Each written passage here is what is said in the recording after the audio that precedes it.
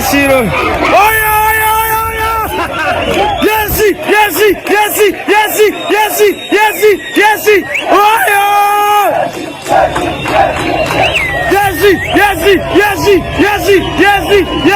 Yes.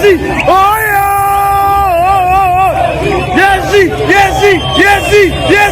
Yes. Sasa Mungu amevuruga.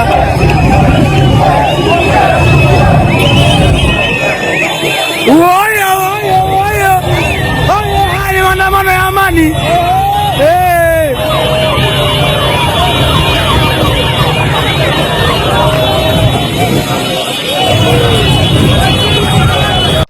In Tanzania, a nation long praised for its calm politics, the 2025 general election was meant to be another routine exercise in democracy.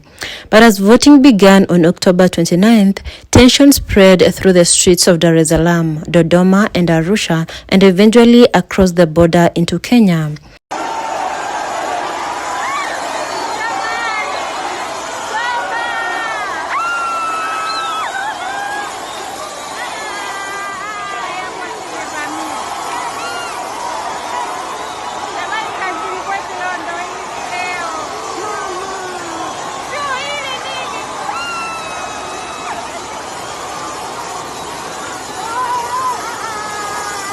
By dawn on October 30th, the usually peaceful border of Namanga, the main gateway between Kenya and Tanzania, had transformed into a scene of chaos, chants, and smoke.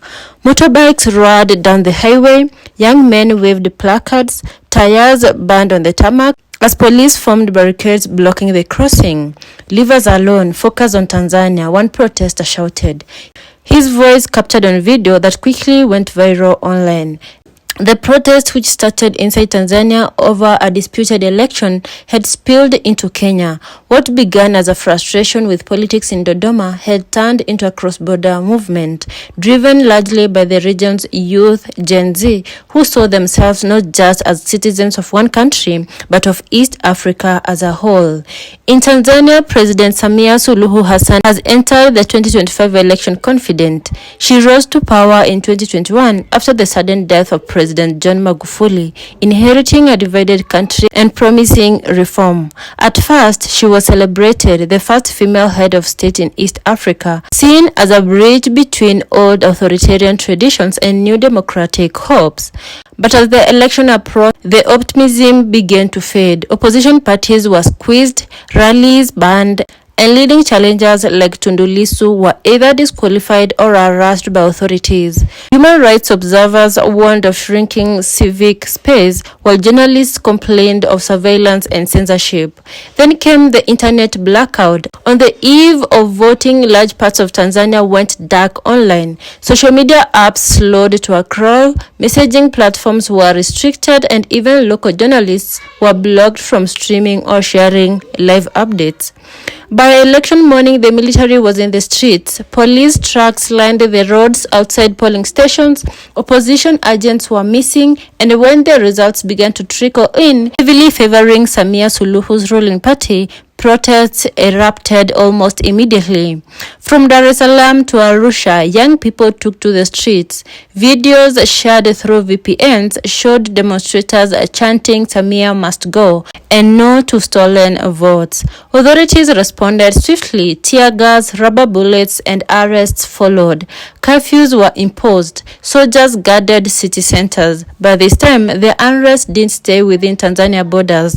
Namanga, a bustling border town where families, traders, and travelers move freely between Kenya and Tanzania every morning, became the flashpoint.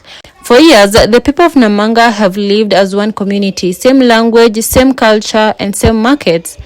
Many Kenyan youth have relatives or friends across the border.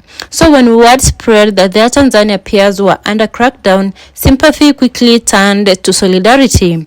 Hundreds of Kenyan youth, mostly riders, traders, and students, began organizing online. In WhatsApp groups and in X spaces called for solidarity with Tanzanian protesters. Some claimed it wasn't about politics but about freedom of movement, as border authorities tightened control, blocking crossings in fear of escalation. By mid-morning, groups of youths on motorbikes began riding towards the Namanga border post.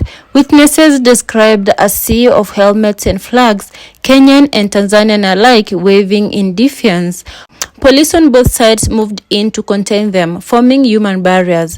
The air filled with the sound of sirens, shouting, and the crackling of burning tires. By afternoon, Namanga was engulfed in smoke. Shops closed, traders packed up. Journalists were denied access to the Tanzanian side, some claiming they were turned back despite holding valid credentials. For the second day in a row, chaos gripped in the East African gateway. What's happening in Namanga is more than a protest. It's a reflection of a generational wave sweeping across East Africa.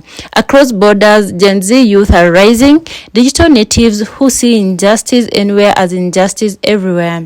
They are frustrated by unemployment, corruption, and political stagnation. They speak the same language, Swahili, and social media. In Kenya, this same generation led the Finance Bill 2024 protests that shook the government earlier this year. In Uganda, they rallied behind Bobi Wine. In Tanzania, they now confront the system under Samia Suluhu.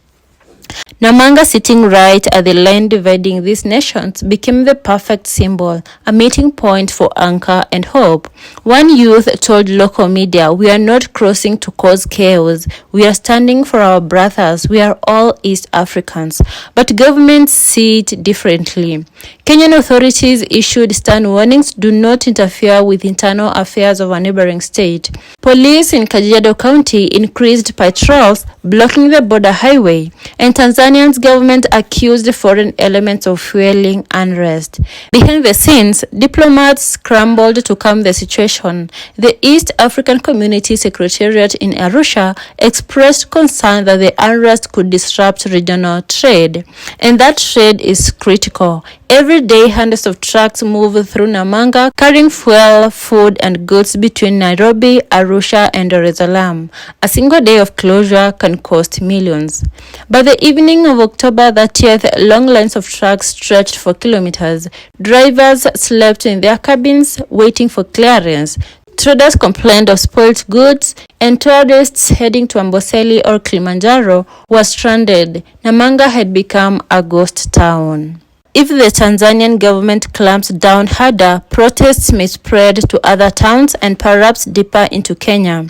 If dialogue begins, calm may return. But either way, the message is clear: the youth of East Africa are no longer silent. They are demanding transparency, fairness, and freedom, not just for one country, but for an entire region. Namanga is just the beginning, a border where geography meets rebellion, where politics meets youth power, and where two nations must now decide whether they will build walls or bridges. In the end, every border tells a story of trade, of culture, of conflict, and sometimes, as in Namanga, it tells us something deeper: that Africa's youth will no longer be confined by old lines or old lies.